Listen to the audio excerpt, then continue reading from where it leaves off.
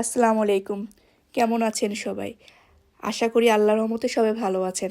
আমিও ভালো আছি। আবারও আরেকটি ভিডিও নিয়ে হাজির হয়ে গেলাম আপনাদের মাঝে। আজ আমি রান্না করব দোরাদা মাছ দিয়ে কচুরমুখী।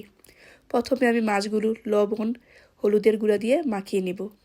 তারপর রেস্টে রেখে দিব 15 থেকে 20 মিনিট।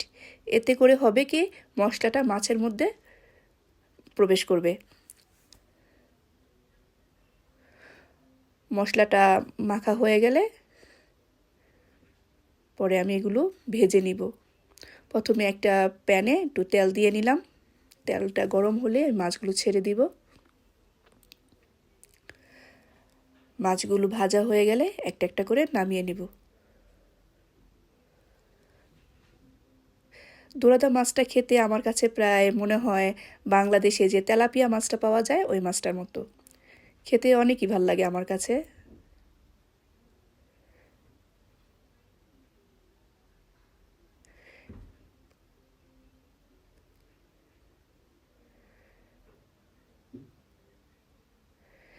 এখন গরম তেলে মাছগুলো ভাজা হয়ে গেলে গরম তেলে পেঁয়াজ দিয়ে নিব।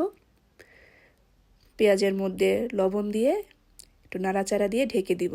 এতে করে হবে কি পেঁয়াজগুলো নরম হয়ে আসবে, তাড়াতাড়ি গলে যাবে।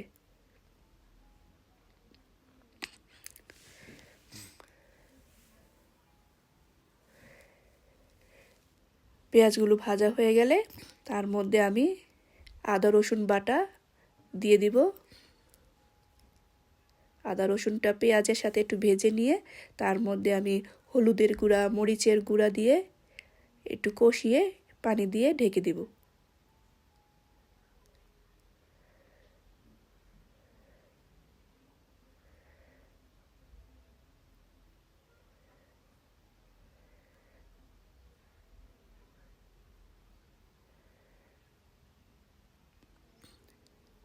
মশলাটা কষানো হয়ে গেলে কচুরমুখীগুলো দিয়ে একটু নেড়ে চেড়ে ঢেকে দিব সিদ্ধ হওয়ার জন্য।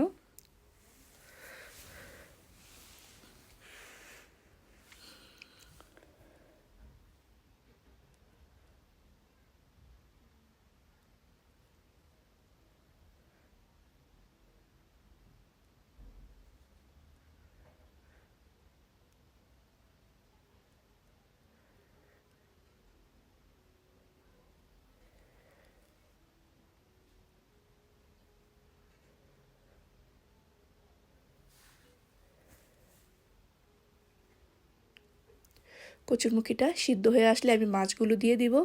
তারপরে ধনেপাতা দিয়ে দিব। সাথে কয়েকটা কাঁচামরিচ দিলেও ভালো হতো, কিন্তু আমার ঘরে কাঁচামরিচ ছিল কিন্তু ফ্রেশ না। আমার বাড়ি থেকে বাঙালি এলাকা অনেক দূরে, তাই কাঁচামরিচ এনে ফ্রোজেন করে রাখতে হয়। অনেক দিন ফ্রোজেন করা ছিল, তাই কালারটা নষ্ট হতে দিতে ইচ্ছে করলো না। আজ এই পর্যন্তই। আল্লাহ হাফেজ।